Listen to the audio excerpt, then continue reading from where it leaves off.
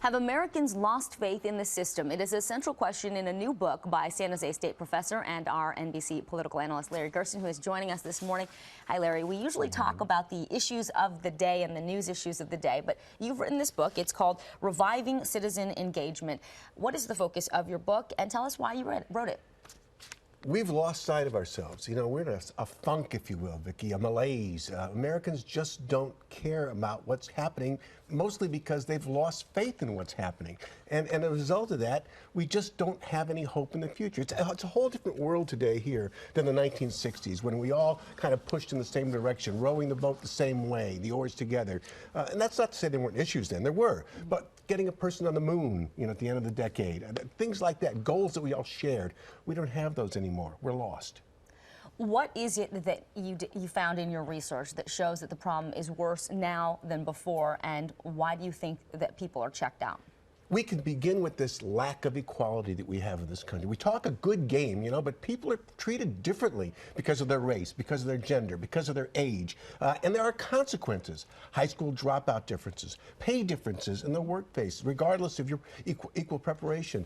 Opportunity to participate in the political process denied because of one's race. All these things happening. Wealth has been skewed. Those at the very top of American society literally surrendering their citizenship. 3,000 people gave up their American citizenship in 2013, double 2011, wow, because they were wealthy and didn't want to pay taxes here. Instead, they took their money elsewhere. Corporations storing $2 trillion abroad. Why? Because even though they made money here, they don't want to pay taxes here. And guess what?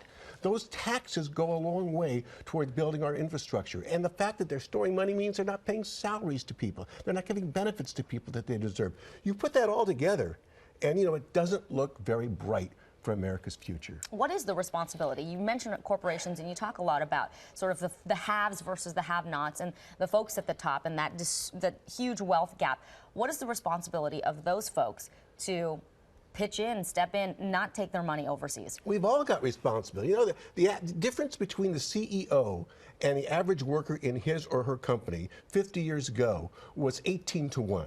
Okay, today it's 300 to 1. As a matter of fact, the CEO of McDonald's and Dollar General Corporation make more than 1,000 times their typical employee. So the differences are growing, the chasm, and the middle class is dropping out. And so you say, what should we do? Well, everyone's got some responsibility here.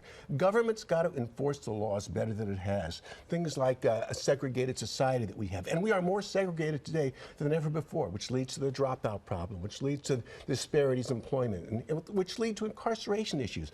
The private sector needs to pitch in and be part of society again, instead of removed from it. You know, we need to pay our people better. We need to provide benefits, pensions, and whatnot for them. And finally, we as individuals. Yeah, that was my next question, Larry. We talk about what everyone else should do, but what can we do as citizens to sort of step up and start addressing the problems and sort of make changes in our own communities? You know, Vicki, you know, we're all so big about rights. We all know our rights, you know, our right to counsel, our right to a nice, happy life, whatever it might be, but we're really short when it comes to obligations.